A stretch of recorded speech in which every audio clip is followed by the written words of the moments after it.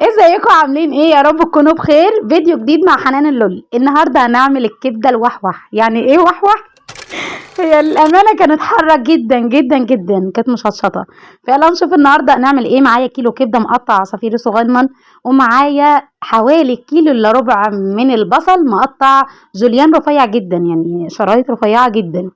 ومعايا طبعا فلفل كتير قوي. انا معايا فلفل شطه وفلفل بارد اللي هو الرومي، ومعايا حبه من الدهون اللي هي الشحم بتاع الغنم. تمام، يعني الضاني.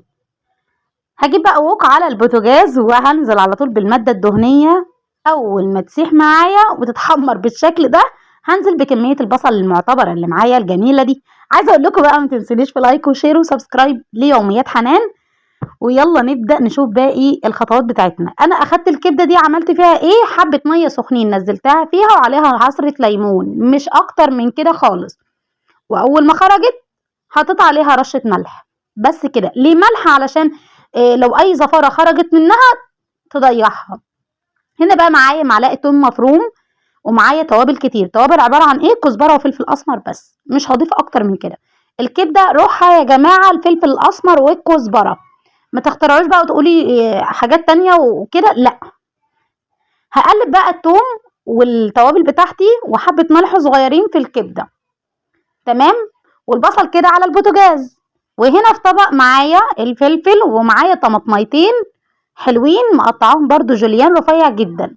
شايفين البصل؟ انا عايزة البصل بالشكل ده.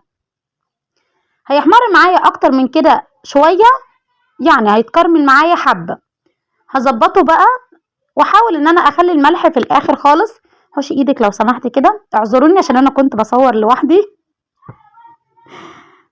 هعمل مكان بقى كده فجوه في الوك اللي على النار، علشان هنزل بالكبده اللي انا قلبت فيها التوم وقلبت كمان فيها التوابل. تمام، علشان بحيث ان هي ما تنزلش مني عصاره وتحتفظ بالعصاره بتاعتها. هي كده كده شدت ومسكت نفسها لما نزلتها في ميه سخنه. ميه من السخان، مش ميه ما غليتلهاش ميه ولا اي حاجه. فتحت حنفيه السخان وهم في المصفى ونزلتها عليها على طول. هديها بقى تشويحتين 3 4 5 6 مع لايك جميل منكم طبعا، هتبقى زي القمر. هعمل فجوه كمان وهنزل بالفلفل والطماطم اللي انا محضراهم. عايزه اقول لكم ان هي كانت مولعه نار، بس طعمها حلو جدا والله العظيم. بس يا عيني على الاطفال اللي اكلت منها، كان هيدعوا عليا شويتين. بعد كده هديهم بقى تقليبه حلوه كده، كل حاجه تمتزج معايا على النار.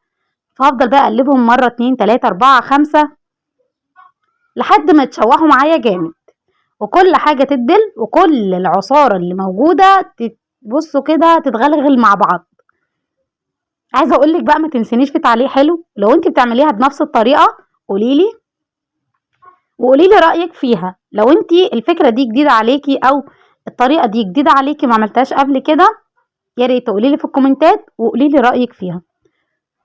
وهنا بقى كانت خلصت معايا كل حاجه كده، امتزجت مع بعض.